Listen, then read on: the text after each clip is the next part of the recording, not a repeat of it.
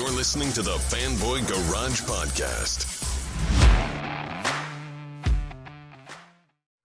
And welcome to the Fanboy Garage. I'm Chris Lasanti, joined by my co-hosts Vanessa. Hello. And Aaron Varola and his amazing Technicolor green screen. What's up, folks? Welcome to episode. You got to throw it in there, huh? Episode 122 of the Fanboy Garage. As always, it's a pleasure to have you guys with us this week. Another episode of The Mandalorian is dropped, and holy cow, it is an episode. There's lots of that to talk about. We lost another great star from the Star Wars franchise, David Prowse, which we'll talk a little bit about. And then there's some drama. Seems like there's some drama brewing between Joss Whedon and HBO. So we'll get into that. But let's start with The Mandalorian. Sure. So I don't want to talk about it. So I don't want to start first. You guys. Anybody that anyone who's been saying that there have been like these filler episodes or whatever episodes this season, like, well, this wasn't one of them. So this episode, man, let me tell you, this one to me was a game changer in a lot of ways, because I feel like this season, one of the things that we've been talking about is how I feel like the universe for this show is getting bigger, right? Mm-hmm. And I feel like with this episode in particular, like this universe just got very big. And this show is no longer now just this little like Star Wars Western where like this Mandalorian is like the lone gunman who's trying to deliver this child to like the Jedi, which is kind of what the original feel was for the show. Mm-hmm. Like this is now a big Star Wars show, or at least potentially. I mean, we'll see where they go with it from here. But obviously this was the week where we got to see Rosario Dawson as Ahsoka Tano. And this is going to sound really dumb and silly, but like for some reason, the idea of Rosario Dawson playing Ahsoka Tano, like in my head, I had pictured like Rosario Dawson. Like Rosario Dawson. Oh, you mean like no makeup? Like not in character? I wasn't even thinking. The idea was like I was trying to figure out how they were gonna make her look like. Oh my God. So when she comes on the screen, I was like, oh my God, that's Ahsoka Tano. Like it looked just like the character got ripped out of animation. Yeah. And I should have realized that was gonna happen, but that's why I say it was like duh. But like that first moment was still like caught me off guard, and it was really awesome to see. And we got a lot of information in this episode as far as like we got a name now for what was originally Baby Yoda. Then it was, well, no, it's really the child. And now there's a name. Yep. And we got a tease for a very well-known villain in the Star Wars universe that exists here. And I would assume that they're not going to throw that name out if it's not going to factor in somehow. So, and I mean, you can get into it. I mean, you and I know how that story ended as far as with Star Wars Rebels goes, which is what makes me think like, are we going to see more characters now from that popping up? So, but this was an amazing episode. There were lightsabers and Jedi things, and it was just, I was eating up like every second of it. So, yeah, this was like, I mean, like second everything that you just said, what you said about the world suddenly like opening up even bigger than we saw it. I mean, I thought this was the most like jam-packed, informational kind of like action episode we've seen even in season 1 and season 2, even though we did get a lot of action in season 1, but like season 2 did kind of, a lot of people say, okay, they're filler episodes or whatever, but it went on a climb. Yeah. Like you needed all of the other episodes to get to where you were. And it was so worth it because it was so juicy and like the prize was there if you just like stuck to it, right? It just felt like you were on this ride and you got to like the top of the, the climb. And now you're just like free falling with like your hands up, like on a roller coaster and just riding this thing and seeing where it's going to go, which is so exciting because like you got a name, like you said, we got Grogu, which is like so cute. Yeah. I texted you guys. And I mean, Aaron, I know you're going to go a little bit more in depth about it, but I was really excited about just all of the other characters that we saw in this episode. I thought the episode was so well directed by Dave Filoni. You know, we finally got like his piece in there, and it just seemed to build upon all of the other episodes that led us up to it, and it just got packaged so nicely to kind of like send it off to like the next section. And that's what I think the show does so beautifully. And the directors and the, you know, the producers, like I think they really think it out really well how they're going to structure it and deliver it to the audience. Mm-hmm. And it's so subtle and done so well that you don't even think about it, which is what's great, because as an audience, you're experiencing all of it very seamlessly. And that's what I felt about this episode. It was just an apex of everything we've seen before. And it just feels like we're now going to go to like the next part of the roller coaster. I think the whole series is going to like shift a little bit. We were talking a couple weeks ago about maybe him taking off his helmet, you know, kind of like not really maybe thinking about the way and how he's supposed to be. So I would love to see him kind of take that off, and we see the actor kind of like on the second half of the show. My 2 cents. Yeah, there is. God, there's so much to unpack in this episode. Okay, so first things first. Rosario Dawson as Ahsoka Tano, best casting ever. Yeah. Like, this isn't the first time where we've seen, and obviously Bo-Katan was one of those characters that made the transition from animation to live action, but before all of that was Saw Gerrera, who was played by actor's name. Come on, quick. Anyone from Rogue One? You're talking about Forrest Whitaker. There you go. Yeah. And that character has evolved in other media, like in the video games, and we've seen him in animation, and so he's developed, and you're getting a little, you know, a lot of what we've seen of him has been like before we meet him in Rogue One, and there's been a lot of fun stuff that they've done with that character. Ahsoka Tano is, I saw someone's comment say something like, oh, it was a fine episode, but like the character didn't line up. Well, we've never seen Ahsoka Tano at this point, so we've aged with her, right? So we started the Clone Wars with her. She pops up in Rebels. She's a little older. This is after Rebels, right? So she's a little different. She might have been through some shit too. The one thing that struck me was the name of the episode is called the Jedi, right? And I don't think the title is actually about Ahsoka, because Ahsoka technically is not a Jedi. Right. She's walked away from the Jedi Order. I think it's just the idea of the Jedi, right? So that's the most important piece of what this episode stood for, is it kind of set the stage for the rest of the universe and where the Jedi are, right? So there are hints, there are rumors that maybe they exist. There's obviously people who have had encounters with them, know of them, because they refer to Ahsoka as the Jedi. But I thought it was a brilliant episode, such a step up for Dave Filoni. And it was funny because I was texting Phil, one of our devout listeners, and he goes, "Oh, do you think we'll get Ahsoka next episode, as in last week?" And first I go, "No, I don't think so," because I thought that they were going to hold out. And then I'm like, wait a second. Episode 5 is Filoni's episode. Yeah. He better be the one to direct Ahsoka, like Rosario Dawson as Ahsoka Tano, and boom, we get her.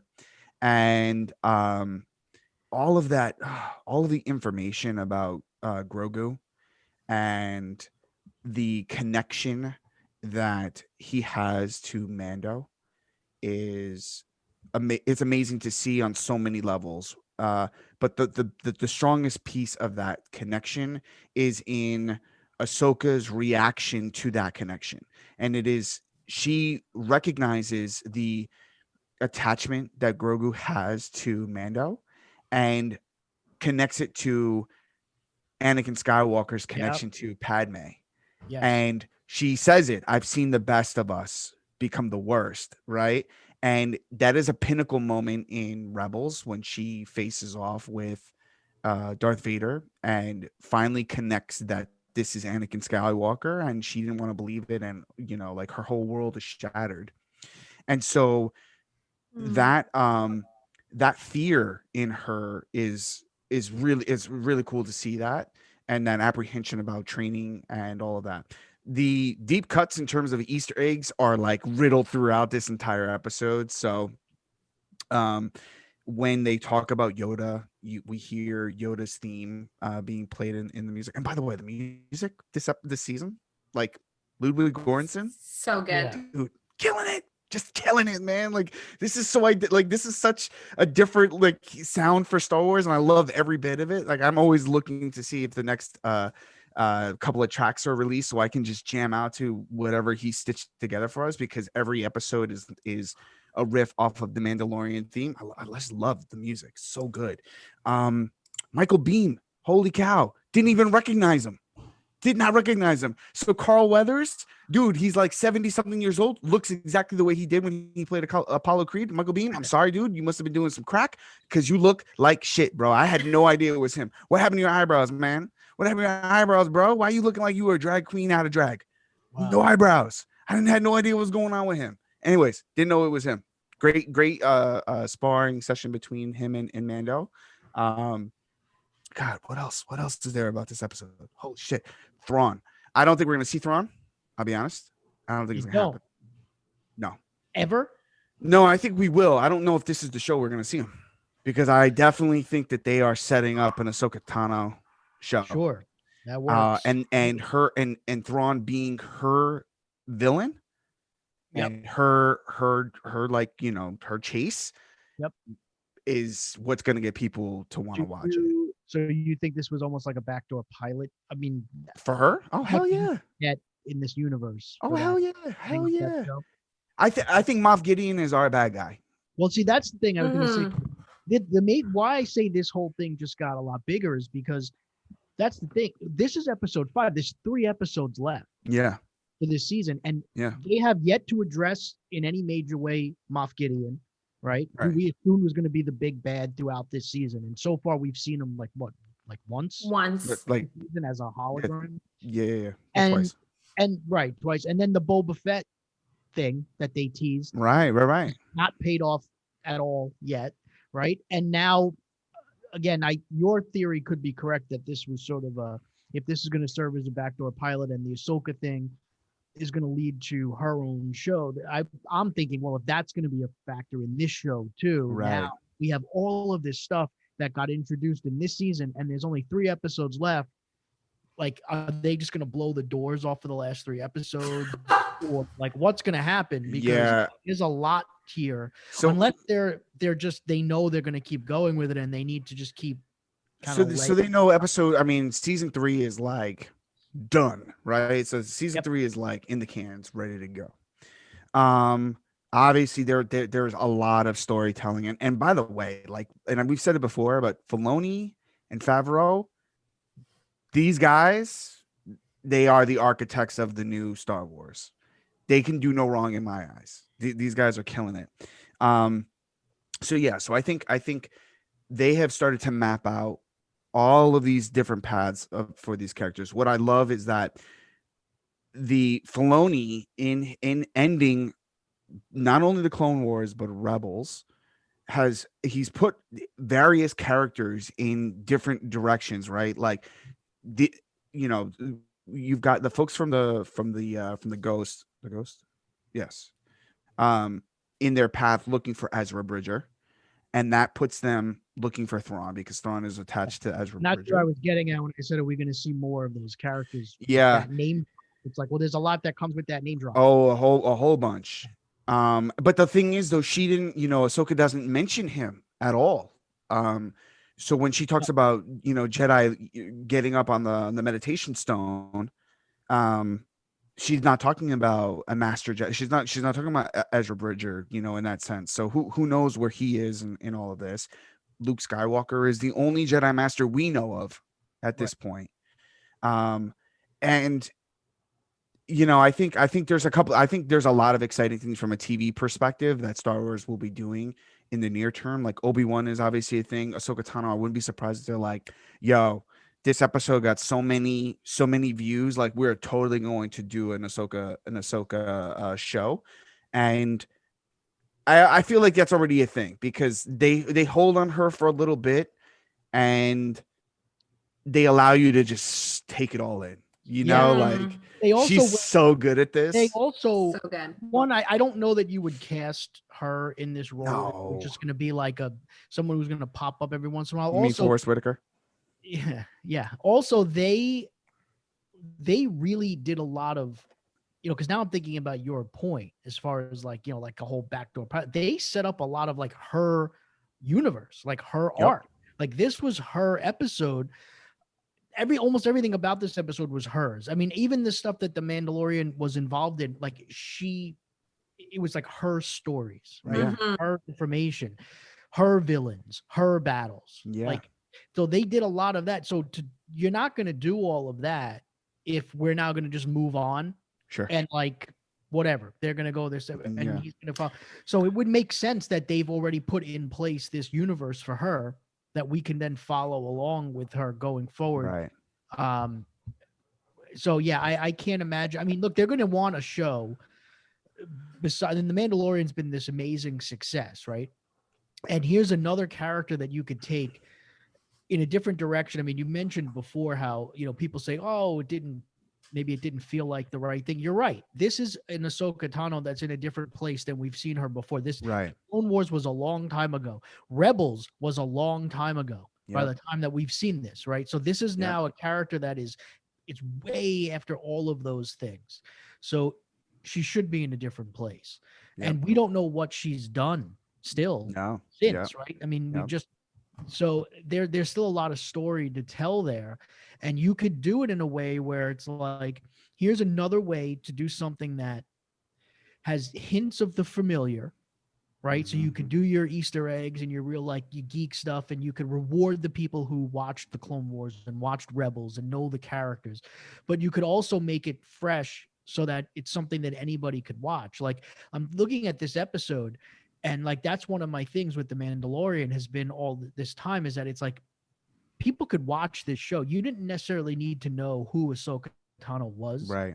to get what was happening in this episode, because it wasn't filled with like, they weren't hitting you over the head with like why she should be important, right? Dude. It was just a character that existed in this episode. She was filling us in on things that we need to know as viewers, right, of this show. Yeah. Follow along with the story that we're following along with. And like, I could imagine that if you didn't really know anything about this character, you weren't really lost at all. I sat next to Jess, who watched the episode a little while ago before we got on, and the thing started, and she's like, "Holy shit, who is this?" Right, right. That was she. And now listen, she has not. She never watched Clone Wars with me. Has never watched the Rebels. That was like my thing. So she's watching this, and she's like, holy shit, this is a badass character. Why does she have white lightsabers? That's so cool. Yeah. Right? And then she kicks ass, and she's like on the edge of her seat. Like when Ahsoka loses a lightsaber in the episode, she's like, oh shit. I'm sorry, I just said oh shit a whole bunch of times. Shit, and she got like, she's invested, and she knows absolutely nothing. I feel like that's me, because I've never watched Rebels. I've never watched Clone Wars, but it's gotten me to be interested in those things now, and in those shows now. But I thought the fight scenes and her having like 2 white lightsabers were amazing. And then the magistrate who, was behind stunt woman. Yeah. And for her to be like the head of, trying to find her and kill her, but then her also having the skills to then fight for what she wanted and having that come down to a showdown. I was like, hell yeah, and she was using that Beskar staff. I was like my mind just went, me, because of all like my training and everything. I was just like, how did they do those fight scenes? What were they thinking? What is it? Like, what's the angle? And like, I was just watching that just with like pierced eyes, like, what are they doing? And then it came down to this showdown that was so exciting for the episode because she didn't get what she wanted, and just overall, I felt the same way. Like Jess was sitting next to you, so enthralled in it without knowing any of the history. So was I. Yeah, you're gonna. By the way, if you do a little research on Ahsoka's style, it's very different than any other Jedi. Yeah, I could tell. It's definitely it's dope. Like she picks up 2 lightsabers after fighting Ventress, which is like a Sith apprentice. So that's why when she loses a lightsaber, she switches it and holds it on the up. She's the only Jedi to stand like that with a lightsaber. That's interesting. I know what you're talking about because I train in double swords. And I don't like the single sword for the mere fact that both your hands are on a hilt. I like the Eskrima sticks, like the Filipino Kali sticks, because your hands are separate. And I do the double swords because your hands are separate. So looking at her moves, I've only trained mostly in double stuff. Like single stuff I can do, which I like, but I don't like how your hands have to be like together. Like it feels so like enclosing, like you can't open your hands up.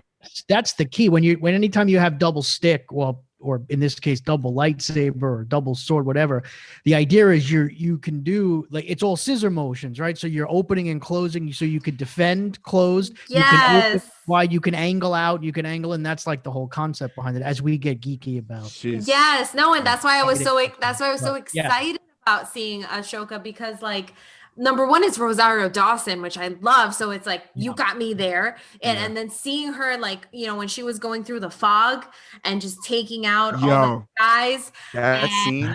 And like it was just shot so beautifully. Like you see the lightsabers, you see her light up. She's like executing people. Then she turns off her lightsabers. You don't see her because of the fog. And she's just this like ninja. Yeah. And it's like so cool that they gave her all of these characteristics in one episode. And I just felt like the character development into her was just so specific. And that's what we love about the show, because it is so specific. Her lightsabers ignite slower, which is really cool. They do like a very slow reveal, almost like you're pulling it out of drawing a sword. Yeah. And then they make a very different sound. They're not I mean, this is me.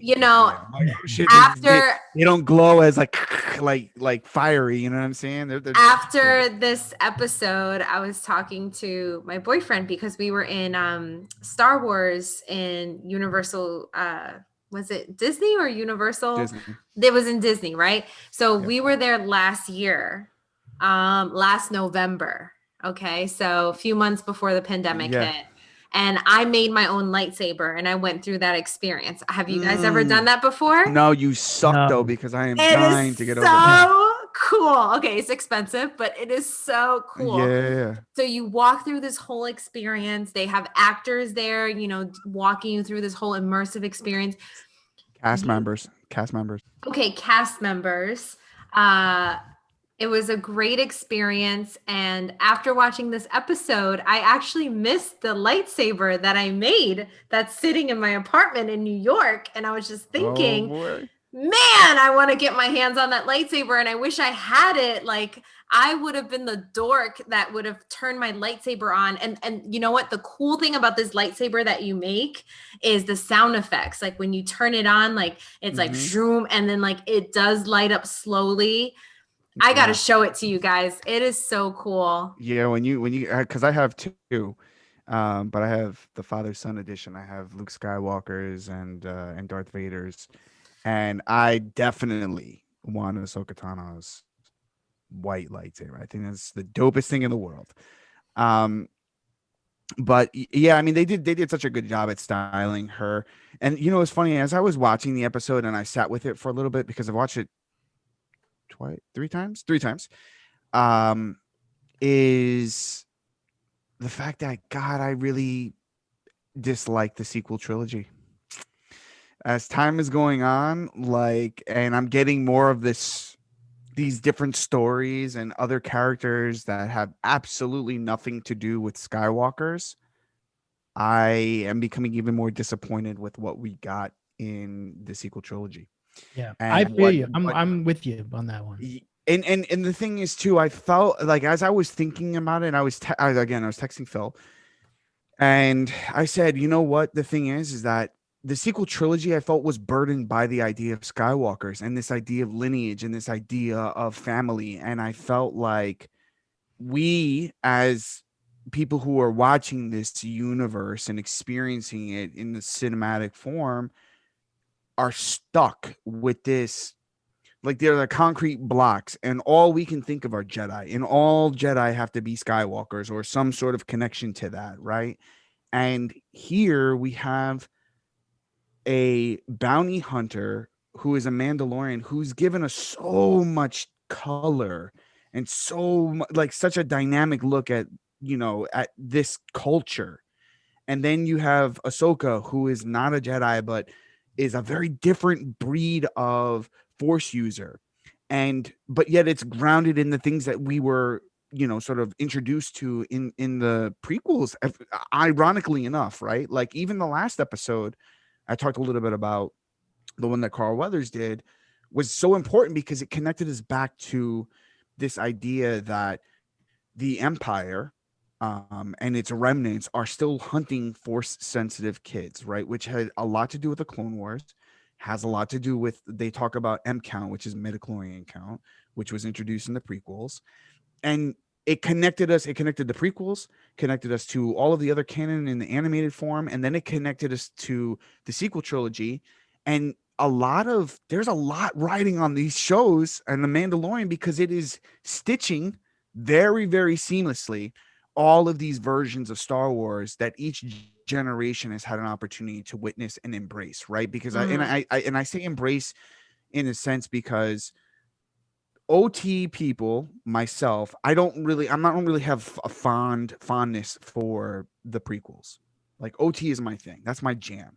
Right. But someone who's growing up with the prequels adores those, right? They may feel a certain way about the sequel trilogy, like most people do, but for another generation, the sequel trilogy is their Star Wars. Mm-hmm. The Mandalorian is something for everyone. It's a multi-generational thing, and it does that very well by not overplaying the fan service, but and this is all Filoni, I would say, Filoni and Favreau, but Filoni, because Filoni has a very grounded, he pays homage to Lucas, but they do a great job at connecting everything together and not alienating fans of this particular, version of Star Wars or that version of Star Wars. And they're doing a great job at kind of melding it all together. Well, that's that reverence for the the history of it. And the thing is with that is,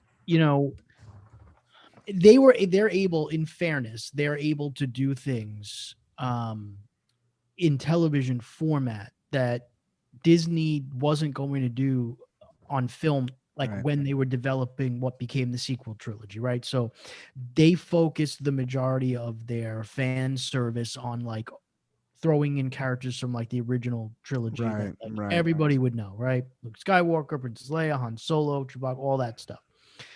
The fan service that they're doing here in The Mandalorian is brilliant because, like I mentioned earlier in the show, like it's real. It's for people who who watched Rebels, who watched the Clone Wars, who've like followed this stuff, which is not everyone, right? It's a specific audience, but it's hardcore Star Wars fans, but it's still a show that's accessible to everybody. And that's why I wouldn't say that it's made me more disappointed in the sequel trilogy. It's actually made me just forget about the sequel trilogy. Like I have to remind myself, and I'm not even being funny, like I have to remind myself sometimes that was a thing. Like right now, Star Wars for me is The Mandalorian. Yeah. And The Mandalorian has brought me closer again to the original trilogy and to the Clone Wars show and to Rebels, which is, a show that I loved, and like that universe of Star Wars, those are the things that I really loved. I'm not a huge fan of the prequel trilogy, but I respect its existence and that it's a thing, right? And it's canon. And I've become less of a fan of the sequel trilogy as time has gone on, especially the way they ended it. So for me, like the Star Wars that I hold on to is the original trilogy, is the Clone Wars, is Rebels. And because to me, the Clone Wars was the prequel trilogy done right. Right. It's the best of that timeline. Yep. So I don't like when people say like, oh, that's no, it's not worthless, because we did get some great stories told from that timeline, right? And that, like the Clone Wars, basically. That, they were able to fix a lot of the things that I thought were needed or were wrong about, or from my perspective anyway, about that prequel trilogy.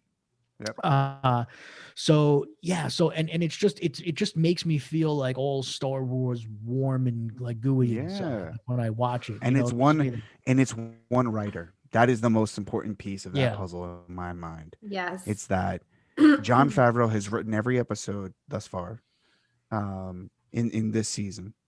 Obviously there were other writers, but they were all working together. Amazing.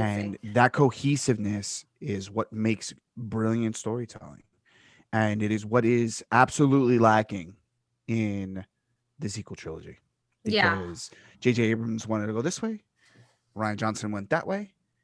J.J. Abrams goes, wait a second, we got to get this back. And it's just it's a mess. Yeah. And it pisses me off. And the other thing too is that it's just the fact that we're seeing like characters like Ahsoka, and you're hearing like Thrawn and all that stuff mentioned, like it validates is not the right word at all, because I don't want to make it seem like that stuff was like not valid before, but like it brings those characters in that section of this universe that had only previously been reserved for like real hardcore fans into the mainstream.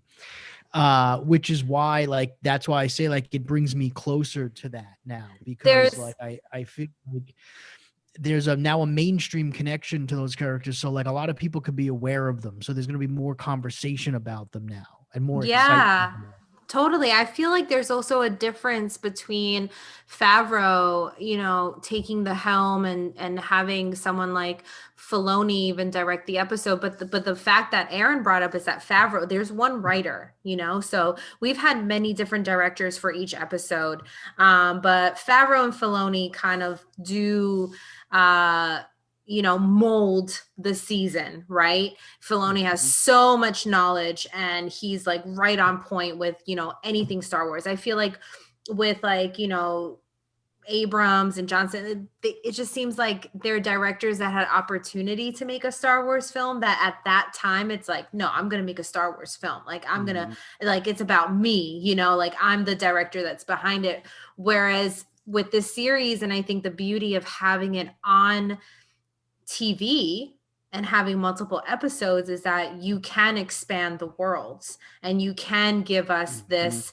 It's just a different feeling. It's not a blockbuster feel. It's not like I'm the next director that's going to helm this blockbuster and keep with these themes of family that you're talking about, Aaron, right? Like it's always about family and about the Skywalker family. And this is it. Like we are seeing an evolution. And I think it's about time we see an evolution. If this, franchise is going to stay, we need to see it evolve. And that's what we're seeing now with the Mandalorian. 100% agree with you. We're seeing 100% agree with you. Evolve, and for it to live, we need to see other characters. Our world has changed too. Like back in the 80s when you created this concept, the concept of maybe family and, father and son type of battles. I mean, those are always going to exist, right? Like in any type of story that we tell, that's like a staple of any type of story. I mean, it exists in The Mandalorian. Yeah, and it exists there too, because now he's having a connection, kind of like a father and son connection. 100%. But they're evolving it so that it's not pure father blood son. It's that you're taking care of a child, right? Like that's very different. And the relationship between a Mandalorian and a Jedi, like they said, is usually like opposite. Now he's finding that compassion. So they're evolving it, which I think is such a good thing because they're kind of saving the whole thing and you're going to get spin-offs from it. So it's a really beautiful thing that they've done because we're not just getting another, like, this director is going to helm this and make it a blockbuster. The thing, and I hate referencing this film again, but I will because I love it. I still love it. The Last Jedi. I think The Last Jedi, in retrospect, moved too fast with that evolution. Like it was almost like a snap. It was like a Big Bang kind of thing where it's like, we're going to change all this. And we're going to introduce you to some new things. And I remember someone saying, oh, you know, in The Mandalorian, like we're getting all of these, like they've got underground fight clubs. They've got all, I'm like, yeah, this is like Canto Bight, the casino planet that we see in The Last Jedi. And people are like, whoa, and I'm like, it's the same thing. Like, why can't there be a casino planet? And that is the beauty. I mean, that is the opportunity that The Mandalorian has at its advantage, is that it can slowly introduce these things. Whereas, like Chris, to your point, the format for the cinematic version, things have to happen relatively quickly, and you have to kind of stay on track with like, okay, we're gonna tell the story of Rey and Finn and these people. Whereas like The Mandalorian, every episode is a new planet, a new adventure, new creatures, and it keeps on opening the universe, but like a creak of a door. It opens up a little more. It opens up a little more. Versus like The Last Jedi was like, boom, doors open. We got new creatures. We got new planets. Holy shit, Luke Skywalker isn't the same person, you know? Like, I mean, all of that stuff was jarring for people. Yeah. And that's what makes it such a divisive film. Well, and the amazing thing, sorry, go ahead. The amazing thing about The Mandalorian too is that it's moving forward, but it's backwards. Like it's moving forward back because this is a time period that while we haven't really seen before, it's pre things that we have seen, right?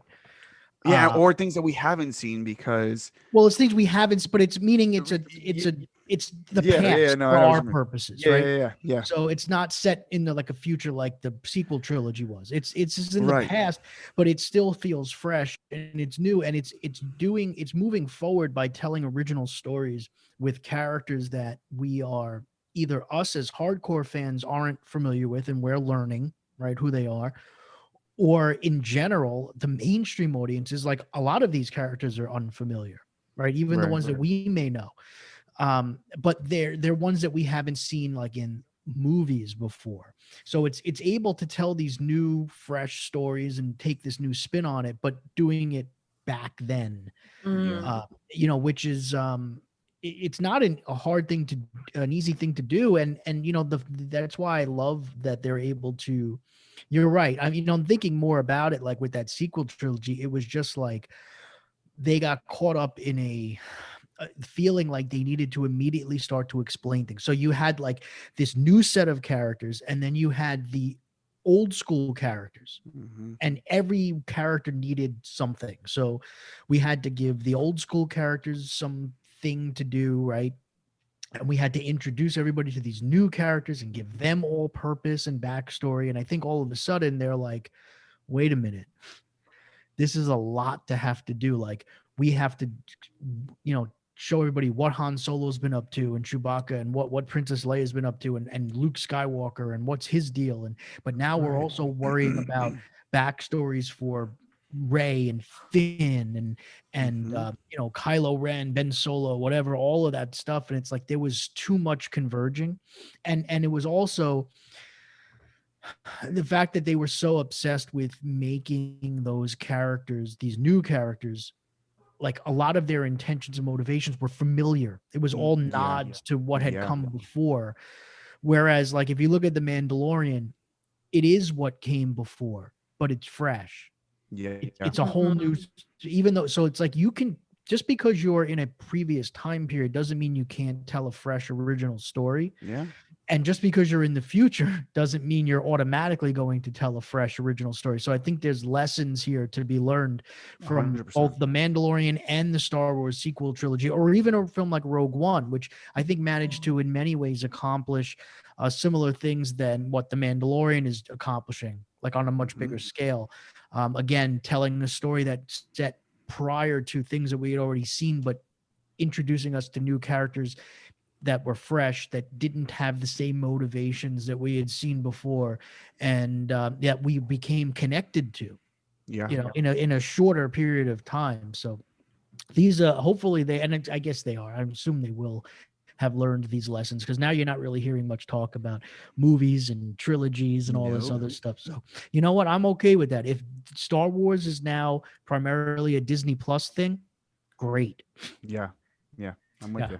Who would have thought, right?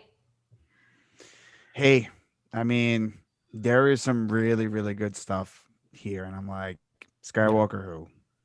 And at this point, I mean, it was funny because I remember people saying, oh, do you think, because like Luke Skywalker exists in this universe at the Mandalorian? I'm like, I hope they never do it. I don't think they will. To me, it literally is like, here, step into these cement shoes and let's throw you off the pier. I feel like you just burden the crap out of so much stuff. You know what I mean? Like, because all of those expectations against, oh, what happens to Grogu? Does Grogu go train with Luke Skywalker? I hope Grogu just disappears. You know what I mean? Like, right. Or he dies. Who knows? They all go out in a blaze of glory. Who knows? Yeah. The other thing is, that's the thing. Hold on one second, real quick. Yeah. That's the thing about this whole universe, is that it's a galaxy, right? And what they've done a great job too is showing the idea that not all news has gotten out to all of these characters, and that word of mouth is the way that people are hearing of things, right? So, right, in The Last Jedi or even The Force Awakens, we are only looking through one lens, right? One perspective, and it's all of those characters like all looking in the same direction. Meanwhile, there's an entire galaxy of people that are doing other shit, and we don't know what those people are doing. You know what I mean? We don't know what other adventures they're on. So there's, there are still opportunities to connect to the sequel trilogy and make it better. And I'm going to make your point here that you were making back in the day with the Obi-Wan thing. Thank you. Which is, I wouldn't want to see a Luke Skywalker in this either, because we already know how that story ends. Yeah. And we can't undo that. Whether you're happy with it, unhappy with it, it doesn't really matter, because it's there. And until they, which they're not going to make the sequel trilogy non-canon, like, we've seen some of these stories that maybe they'll take. It's a thing. It exists. That event happened. That Luke Skywalker exists. It happened. It's a thing. It's how it ends for him. We can't undo that. So it's like, where are you going to go with the character at that point? Like, just to show him at this weird, like, midpoint, where it's like, no, I'm okay with that. I think it would ruin everything. That there's so many great characters that they could introduce that are both familiar and unfamiliar, that why would you even need to? You've already had success doing that. Why would you have to go that route? I don't see it.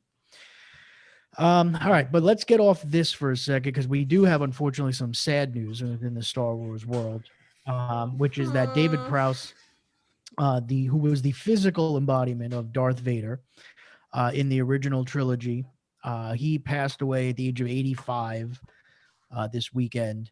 And, David Prowse, fascinating story. He was a bodybuilder.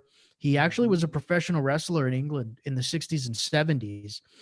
Was not a big star, but which is why you don't hear it mentioned very often. But he was the guy in the suit for the most part, except for the lightsaber scenes, right, where there was a stuntman who was playing that role. But it wasn't his voice, and it ultimately wasn't his face.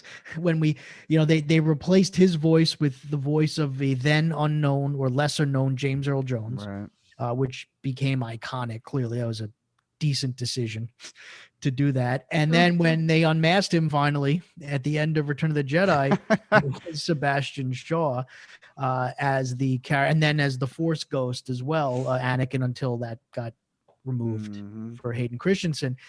But it still is Sebastian Shaw, even in the new edits of Return of the Jedi, when the helmet comes off.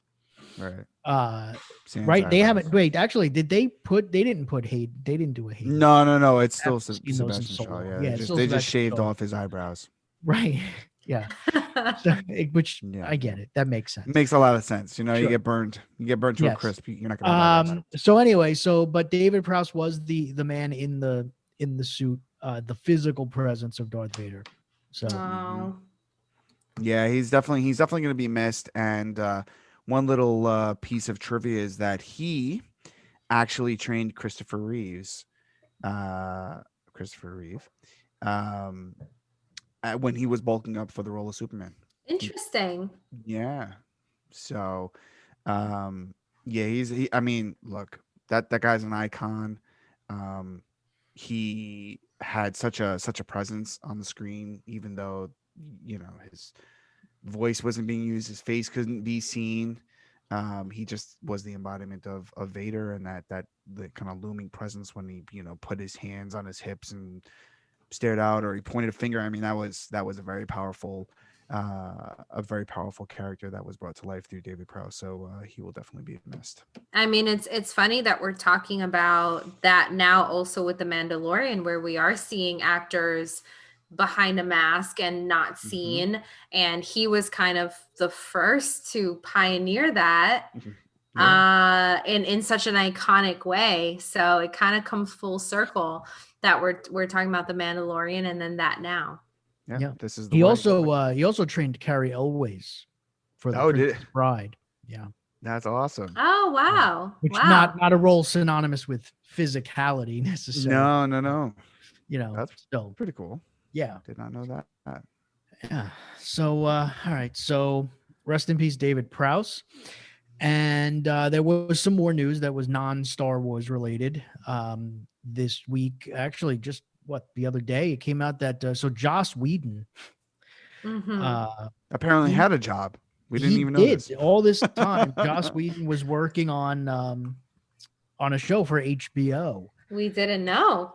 Yeah. And apparently it was in the works for like 2 years. He had this thing in development.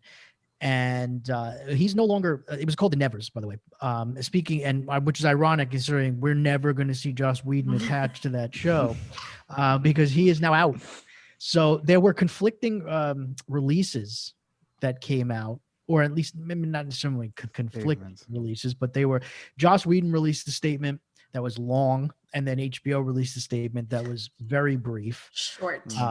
Joss Whedon got into all this stuff about how, you know, it's difficult to be in production now because of the pandemic and going on and on and on. And then HBO basically was like, we've parted ways with Joss Whedon. You know, we still look forward to bringing you The Nevers or something like that, you know, in the future. Yeah, so Joss Whedon was like, I'm exhausted. I'm going to step back and like put my energy, you know, back into my life, which is like going through exciting changes. I'm like deeply, like basically all the, like you can Google like how to step down nicely, you know, from a job and like fluff. And like it's all fluff. Like he had this whole paragraph. HBO basically was like, we've parted ways, like you just said. And I don't know if you guys saw the Ray Fisher tweet, but he said, Ray Fisher tweeted, I think a couple days ago, he tweeted, I have no intention of allowing Joss Whedon to use the old Hollywood tactic of exiting, stepping down, or walking away to cover for his terrible behavior. Warner Media's Justice League investigation has been in full swing for over 3 weeks now. This is undoubtedly a result of it. Yeah. Meaning him stepping down from the Nevers is a result of the investigation. Which is no surprise, because that's what I was going to say. I was going to, obviously that tweet kind of opens the whole thing up, but I was going to say that the speculation is going to be that because it was a show being developed at HBO, right, which is the same parent company, Warner Media, that the timing could not have been a coincidence, that with this Ray Fisher investigation going on, that all of a sudden Whedon steps down from this show that we didn't even realize he was working on. Right. It can't be a coincidence that we don't know. And obviously it is just speculation for now. Right. But clearly the optics are not good. Yeah, and Whedon's statement is all about saving face. His PR rep wrote that and was like, okay, Oh, we're gonna dangle some of the personal stuff out there because God forbid anyone attack that, then you kind of look bad. So they're gonna put that out there, and HBO statement was very matter of fact, obviously, and I've seen those notes go around throughout my career when you get the two-liner. They're no longer working together, but like, yeah, dude, you were fired. They've moved on. Like, good for he shouldn't even have said anything, because when you have those two very like this different kind of statements, like the writing is on the wall, you're trying to save face, and they're basically like, we've wiped our hands clean of you. Sure. So like, go on about your bad self. Yeah, I don't, and we said this before. I mean, I don't know where he's gonna come. I mean, we even said, oh, like, where Joss Whedon been? I guess he's been working, still working with Warner Media, surprisingly, which is so crazy. For 2 years on a show. I know like, that's wild, but like, yeah, dude, you're about to get tainted. Like, you're kind of done. He's So done. yeah, and again, I'm sure Ray Fisher was like, dude, you're not getting off the hook. I saw your statement, bro. Like, because both companies, well, I say both companies, but like both HBO / Warner Media and Joss Whedon are doing face saving, whereas like I said, Joss Whedon's going into all the I've got all these exciting things and I put all this label, blah blah blah. That's all bullshit. And HBO is like, nah, you're done. Your axe is a very corporate approach to taking a termination. And they don't want to, keeping it short and sweet means that you don't have to get into anything else that could be factual. And so Ray Fisher kind of blowing that whole thing up. Yeah. It's like, dude, you keep on throwing those grenades, bro. Like, Sure. He is. I mean, my reaction when I first saw that article was like, all right, I didn't know he was even working on something for like 2 years nonetheless, because this whole other controversy came up within that time. And then seeing the two different statements, I was like, something is amiss here. You know what I mean? Yeah. They didn't even add in the line like, although We he's wish him very well. talented, we wish him well, or something like that. They Nope. were We just hope like, to one nope, day work with him again in the Yep. future. All Nope, that. he's done. typical- he's yeah. done. He's done. Yeah. Like It was that funny. is- I saw tweets. I think the news broke on like Wednesday, and I saw tweets. Someone said something like, "Oh, Joss Whedon will be stepping down from the whatever the name of the show is, and has Yeah. appointed Zack Snyder to step in to help him with his vision." And I was like, something's going on here, and I didn't even want to get into it, but yeah. And you know what? In fairness to Ray Fisher, him sending out that tweet, one of his big points, his narrative here has been like, he doesn't want things to be just swept under the rug, right? He doesn't want like the typical corporate thing where they just kind of quietly do things, because he's been very outspoken. And from his perspective, he's got to be like, hey, look, I've been putting my career, my reputation, my everything on the line by kind of talking about these investigations and these incidents. And if things are going to start to come down because of that, like, people need to know that that's why it's happening, because like, I need to be, some validation here. Sure. Since I'm the one that put it out on the line. And there were, a lot of people, us included, have been kind of like, well, let's see what happens. And, is this stuff really as bad as it is? But now if people start losing jobs because of it, or start being like kind of pushed aside because of it, like, we should know that. Like, we should This is know a W for him. Absolutely. And For sure. he should be, letting people know about it, because again, that's part of that whole machine of like, the studio would love for things to just quietly go away. And as you saw by their statement, that's typical stuff. And he's not interested in that. And I think eventually, we are going to find out, it seems like probably sooner than later, what the real story was here. And we'll see what happens with people like Joss Whedon. I mean, again, we don't know exactly what happened, and what the actual allegations were. But we'll have to see what happens with his thing. I mean, you look at like a James Gunn thing. I mean, that was, tweets that were in terribly poor taste. But Right. like as far as like anybody knows, like as some people like working with him, he hasn't ever doesn't seem to have created like hostile work environments or anything like that. So he got a second chance, and now he's kind of back. But someone like Whedon, if this stuff is serious and if it's like hostile work environment type stuff, then who knows what's going to really happen. I mean, it's ultimately money talks in a lot of situations. So I'm sure he'll get a shot to do something at some point, but see what happens. Yeah. The last thing, I guess, to talk about is the fact that as we record this today, which is Sunday, November 29th, I think today is the day that Netflix, their exclusive window to the rights to Daredevil for TV and film expire and go back to Marvel Studios. There was a 2-year window from the time the show got canceled before the rights would go back. And if I guess at any point in that 2-year period, Netflix decided to renew the show or bring it back, then they would keep the rights, which is not going to happen, obviously. So now there's a hashtag, I think, Save Daredevil campaign going on, which is, I guess, geared towards trying to, see if Marvel Studios can revive the show or at least keep Charlie Cox in the role if they do decide to do something with the character going forward. So that's something. We'll see what happens there.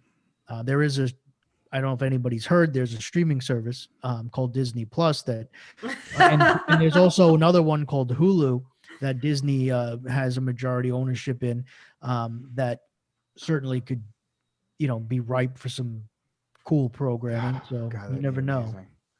I mean, first of all, Daredevil was such a well done show, so good, and it going back to Marvel is awesome for a couple of things. And yes, Charlie Cox is great, and I would love to see him pop up in more shows, a movie maybe. But what I really want to see is Vincent D'Onofrio come back as Kingpin and face off against Spider-Man. Yes. That's what I would love. I mean, you thought Thanos was a badass mother. You know what? No. Vincent D'Onofrio's Kingpin. Yeah. It doesn't get better than that. The good news is there's this multiverse concept that they're toying around with and Spider-Man's going to be involved in it. So I'd love it. Just saying. If you could bring Jamie Foxx back as Electro, you certainly could bring in Vincent D'Onofrio as Kingpin. Oh, so good. Yeah. Man, oh my God. Daredevil. Yeah. Oh yeah. No, you just we haven't talked about Marvel for a while, right? Mm-hmm. Like Marvel's kind of been he's the step son in the closet, Yeah, it's in its chrysalis state. We haven't talked about it, but this is kind of exciting to think about because I thought Daredevil was the best out of the 4 Netflix shows that they did, and they filmed in New York, and they had a special deal to film in New York, and that's why they did the 4 of them. Daredevil was the best one, hands down. And I hope if they do a series and if they bring it back, they bring back all of the actors, all of the same actors, because that was magic. Their chemistry between all of them was magic. Yeah. No, the Punisher to me was also. Oh, the Punisher. Those were the top 2. Yeah, those two Fist, Iron Fist was blah, and then what was the other one? Jessica Jones. First season of Jessica Jones was pretty good, but second, and I stopped watching the third. I didn't like. And Defenders was a disappointment. That was all disappointments. Yeah. No, and then Jessica there's Jones Luke Cage. That was okay. That was all right. Yeah. But there was just a different, I don't know why, because they all filmed in New York, but obviously they had to use different production companies. There was a different production value that you saw with Daredevil and Punisher than I think you saw with the other sets. Yeah. And I'd be curious to find out like if they were really different or if they use the same production company, because it felt different. It felt like Daredevil and Punisher were done on a much like higher scale, and maybe the other shows didn't have that big of a budget. Like that's just how it felt. I also think there was like you know, the storytelling for Punisher was very, very visceral. Because they get into like PTSD. There's a lot of like really, really deep stuff that was happening there. And so I kind of got immersed in that. And then Daredevil, the fight choreography. Like it, that's it sets a bar. It sets a very, very high bar. Jessica Jones, that's, you know, you're Daredevil. Look, they all have superpowers, right? But like Jessica Jones was like the highest of the superpowered people, in my opinion. Like maybe Iron Fist. Yeah. But she had a very different vibe to it. They went like very, you know, they try to do this new age noir type thing in my mind, right? And then Luke Cage was like too on the nose street. You know what I'm saying? Like, that's what I meant. That's what I meant. Like, much like on the, you know, almost, you know what I'm saying? That's exactly what I meant. Like one felt like an actual like in-depth production, and then the other felt like let's go with the cliches. Like this is a strong woman, and this is like a bulletproof black man, and we're just gonna go with those themes. Like I hated her character. I hated the way they wrote her. I did not like the actress that played her. I didn't find anything. Kristen Ritter. I didn't find anything I can kind of like just like sink into it. It just felt like so surface. That's why I was saying I'd be interested to know what production companies took over what part, even though they were all Netflix, because it was all Netflix. Yeah. But I wonder if they outsourced it to like specific teams, because I know as an actor, when we heard the news that Netflix was coming with 4 freaking action like Marvel shows to New York, every single actor in New York was like, I need to get on that show. It turned into like I need to get on Law and Order SVU to like actually make it. You know what I mean? Like that's like your badge of honor in New York is to get on Law and Order SVU. But when we found out that those 4 Netflix shows were coming, it was like, I need to get on that Netflix show. And I know a lot of people that did get on Daredevil for like 1 line or 2 or whatever. And all the stunt community was really excited, because then you didn't have to go to LA, you didn't have to go to California, you can do that stuff here. And they're 4 Marvel shows, you're going to be in the Marvel universe, you're going to be on the website. It was just so exciting. And Marvel Universe. That was the original plan, but that was the original plan. Yeah. And I not to just beat a dead horse, but I just felt like 2 of the 4 shows had different feels. And now that we're talking about Daredevil, I'm really excited because I felt like they had the magic puzzle. They had the pieces, you know, like it was magic. If you bring it back, don't ruin it, because the fans are going to be so pissed off, because we were so mad that it got canceled and that it wasn't coming back. So I feel like just bring it back exactly how it is. And then like Aaron said, kick it into that multiverse, man. Like bring Spider-Man into it. Like Vincent D'Onofrio, like, are you doing anything? Come play this role, and he will say yes. Well, the thing is with Daredevil too is the character, the Matt Murdock character actually fits in because he's a lawyer, and you know you could have him interacting with other people from the MCU in that capacity. You know, similar to, so it's very easy. I mean, that's how the comics work, right? I mean, you could have him, and you know, there's no reason why the character itself couldn't exist as a lawyer first. They're filming Spider-Man right now. What if he like pops up and? I mean, listen, Peter Parker might need an attorney, right? The way they left things off at the end of Spider-Man Far From Home. So in that parallel, whatever that was supposed to be, the multiverse with that J. Jonah Jameson and stuff, like, it's very possible that he might need some representation. You heard it. You heard it right here. I mean, they're filming Spider-Man now. They're also starting to film Hawkeye in Brooklyn.